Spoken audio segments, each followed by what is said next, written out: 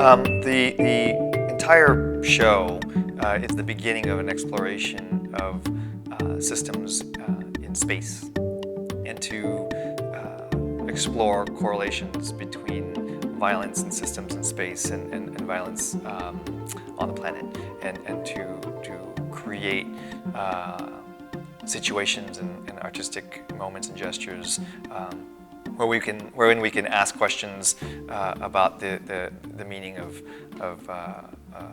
the world, and where we sit, I suppose. And this particular exploration began with a trip to an observatory, a telescope, and a group of my team from the studio and supporters gathered, and we looked at different interstellar objects and systems, and began to ruminate about our existence and position, and the politics of colonialism, as interlaced with our efforts to travel to space and to look to the stars for as a new frontier.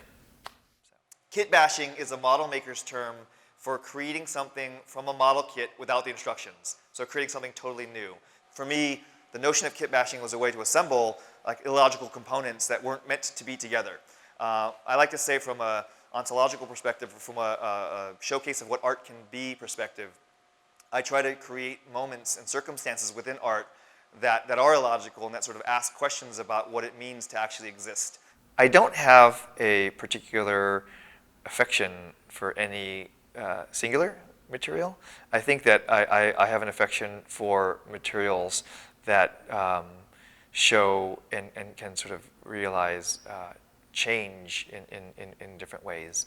What I do on a body of work basis is, again, begin with a provocation that grounds that in something relevant of the day, and then chase that down in interesting ways to almost create like a grounding and connecting point to the overall mission and goal of the studio into tangible works. So in this particular case, everyone from planetary scientists to phoneticians to musicians all came together in different ways, to create a unique knowledge base wherein we could sit down and talk about things like, why are we looking to colonize Mars, and to extrapolate and understand that from multiple vantage points simultaneously. The first show I was ever offered was some when I was really young, gave me my first solo show. And he said, I want to be the curator that curates your first solo show. What do you want to do? And I said, well, I'm going to take two of my friends, I'm going to do a group show. And he goes, no, I don't think you understand. And I don't think you understand, Glenn. I want to be the curator on record of doing your first solo show. I said, I don't think you understand. I want my first solo show to be a group show. One of the attractions of frontier theory and thinking about new space is the idea that we do not know what's there, and again, have hopes driven there. I don't think that, for me, I've seen as much the active power of art to create spaces of inquiry that function like that has been so clearly mobilized.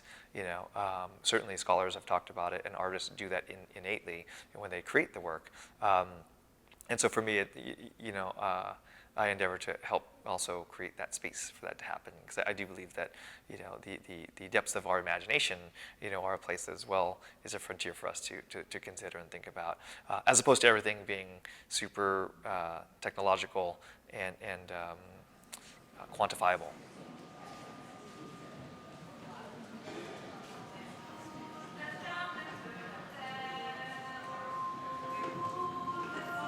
This is not the first time I've done work that responds to its environment, and that was ephemeral in the nature of the construction of the work. It is the first time, I think, that I have melded that performative with installations and sculptural formations.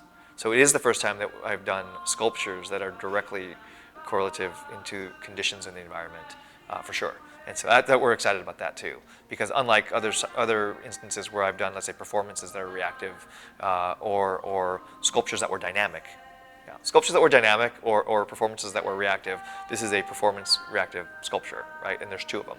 And so one is a performance by the weather, and the other one is a performance by the audience, right? And so for the automaton, people think ostensibly it's a performance by the automaton, but it's actually not.